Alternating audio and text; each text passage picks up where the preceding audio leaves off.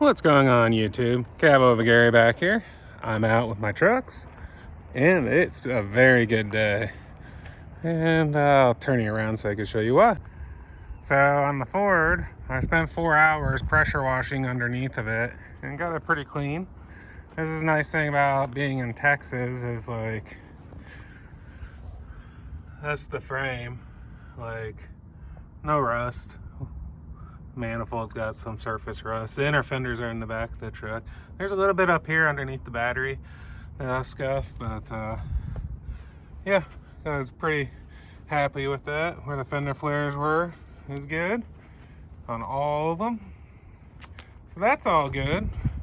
But what's the really good news? Well, as you guys know, I've been trying to get ahead for this, my cab over. I've been out of work.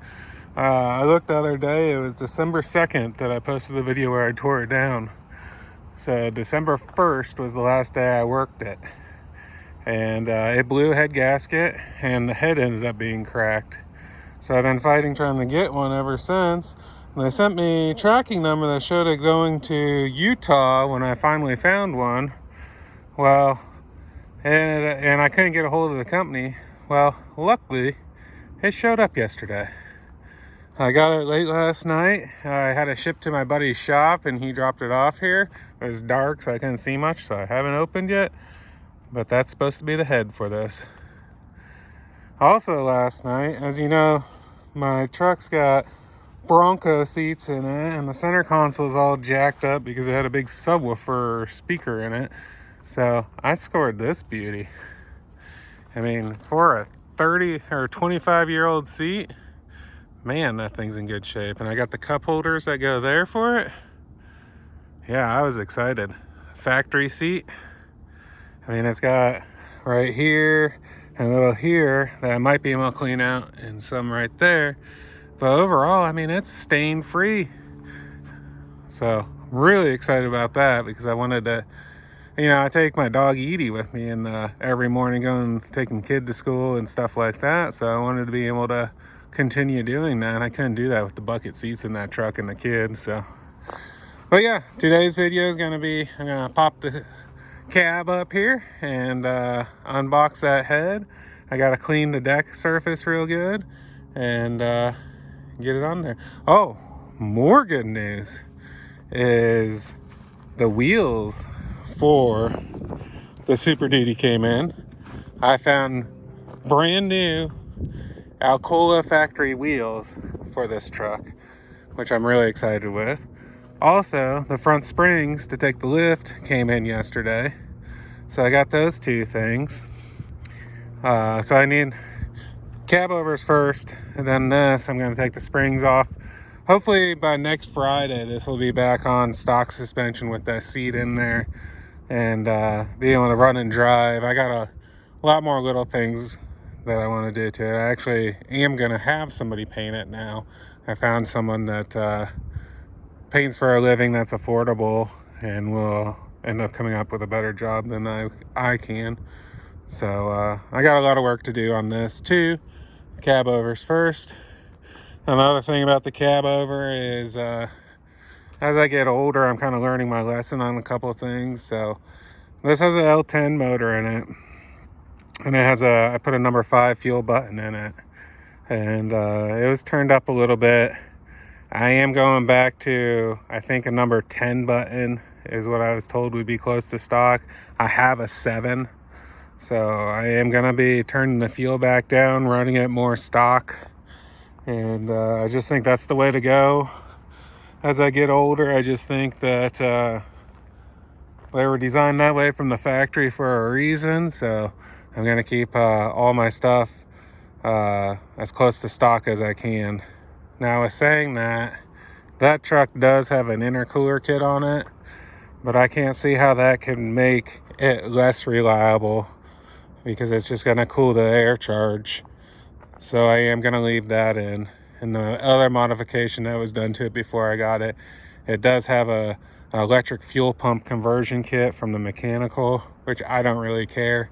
I think you only need the electric if you're making more power. And that is something that I'm going to debate on what I'm gonna do there. Unfortunately, all the lines were changed to do that, so I'd almost have to find a donor motor or a donor truck or a scrap truck to steal that stuff off of to turn it back. So I'm gonna do a little more research on that and see what I want to do there. So yeah, let's get this up and start working on this. Hey guys, so a little time did go by, like a day and a half since I filmed last. I just kind of needed to get some stuff done, and unfortunately filming stuff and trying to get the shot and stuff, it takes time up. So I have the head on the truck now, and what I mean by that is, like, you run through the torque sequence and then you undo it and then you run through it again. Well, I torqued it down. It's sat overnight now. I'm gonna untorque it and then retorque it, and then the head will be torqued down for good. And then I just gotta start putting the valve train on. But something got me behind on doing stuff on that. Let me show you what I'm talking about. So I didn't think the lift kit was gonna sell too good off of this truck. So I put it up for sale thinking, shoot, I have a week before I'm gonna get a response. Well, someone wants it right away, willing to pay full asking price. So I'm taking the lift kit off. So that's the factory height front springs. I got them from SD Springs out of Kansas. Seemed to be really good, really knowledgeable guy. Got new U-bolts and everything. So yeah, I got that done. This side I have, so this truck, everybody tells me this truck's supposed to have a 4-inch block on the back. Well, the leveling kits for these trucks are 2-inch in the front. So I wanted to sit a little bit more level. So I went with a 3-inch block in the back. So this truck's still gonna sit higher than a 3/4 ton truck, and I'm planning on running stock tires on it just because I want I'm using this truck for towing and, you know, just going around, maybe some out on a lease land and stuff like that. I don't need it to be an off-roader, I guess is what I'm getting at, but I want to have the ability to go off-road of what a diesel pickup truck can. So I'm planning on running stock height tires. So I'm figuring that with the airbags, they're going to keep it level. Lowering an inch in the back, the whole truck's going to sit more level. I think it'll be a good look. We'll see. So anyways, that's what I got going on there. I still got to do the other side. The guy's picking this up today.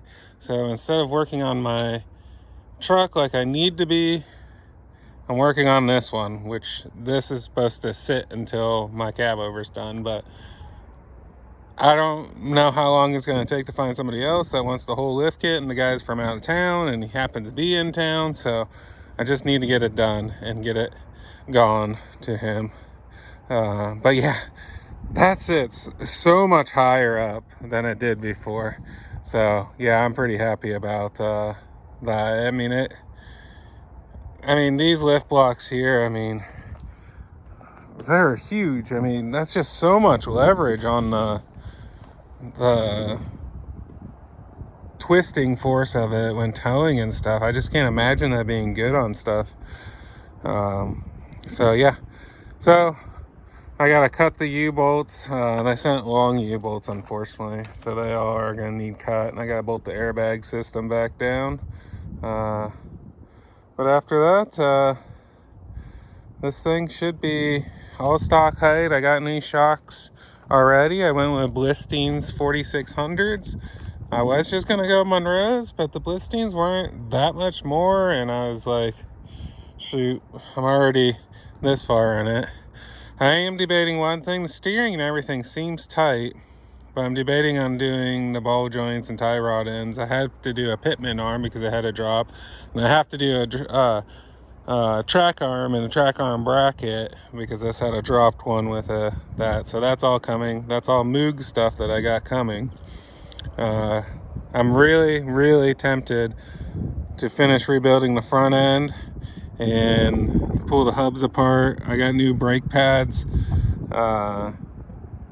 reseal the hubs, do the U-joints there while I have it apart, do the ball joints, and then the front end would be 100% brand new. I'm really debating on doing that. I haven't made up my mind yet. The wheels did come in, and man, did they look good. I'm excited about that. As soon as this lift kit comes, guy comes pick it up, driving the bank, putting the money in, ordering my tires. So yeah, I'm excited. This thing's gonna be on the road. Before I was planning on it, being a month out before I got this thing running down the road, but looks like it's gonna get sped up some. So all I'm gonna do today is I'm gonna take the lift blocks out.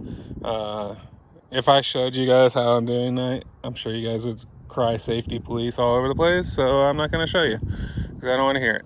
So I'll be back and show you when I'm all done and the airbags are mounted up, and then I'll end this video here. Then Monday I'm gonna be back onto my cab over. I should be able to get it fired up Monday, and that'll make a good video. So YouTube, I'm gonna end this video here, and I'll pick up with the next one from here and start showing you some details. The next step is something I've never covered before, so I'll make sure to include that in the next video. And also on another note, my pickup truck, those are the wheels off my car hauler. So that is actually supposed to be would be considered the stock size on this truck. They're 235/85 16s, almost a 32-inch tall tire. A lot of people go 285/75 16s on these, which puts it about a 33-inch tall tire, but makes it a little wider. I haven't decided yet. My issue is that the factory wheels are only 7 inches wide, and I don't know if I want to. I think that 285 should be on a wider tire, so I'm probably going to end up with stock, but there'll be some sort of light all-terrain tire on the truck. These trucks definitely do sit high enough, so yeah, that's stock suspension on the front. The back has a 1-inch shorter lift block than stock, which, like I said earlier, to level these trucks, you put a 2-inch leveling kit on the front to get them to sit level. So it'll still have a little bit of rake, but less rake than from the factory, and the back will be a little lower. That's kind of my goal with that. So I think I think I'm gonna end up with stock tires just because I want it to drive and be reliable. If I can find a 265 or 255 in an inch taller tire, I would do it. The 285 just worries me with the rim width, but I don't know. Let me get in the comments below. Let me know what you guys think, and I'll continue on with this video. This video I'm going to end, but I'm going to have another video that goes in more detail setting up the cab overhead. Probably be up tomorrow. And that's kind of where I'm at. The cab over's coming back together. Cab over is going back more stock. It does have a little more fuel than stock currently, but I'm just tired of dealing with aftermarket issues, so the drivetrain is going to be 100% stock on this. Final note, I wish the Gentry family best of luck with everything. I also had a business that burned to the ground and lost pretty much everything. Well, not everything, but I lost $500,000 in the end of it, which was a tough thing to swallow. Still, I mean, let's see, that was 2011, so 12 years from then, I still feel effects from that still. So yeah, I know they have a hard road to cover. Good thing is they have social media, and hopefully that's gonna help them get through this a little better. But yeah, I wish them the best of luck with this, and I'd offer up help if they could use. I'm not in a position to offer financially, but I am in a position to offer myself. If they need a CDL driver to help them drive a dump truck to the landfill and stuff, I'd go up there and help them. So, but anyways, I'll catch you guys on the next video.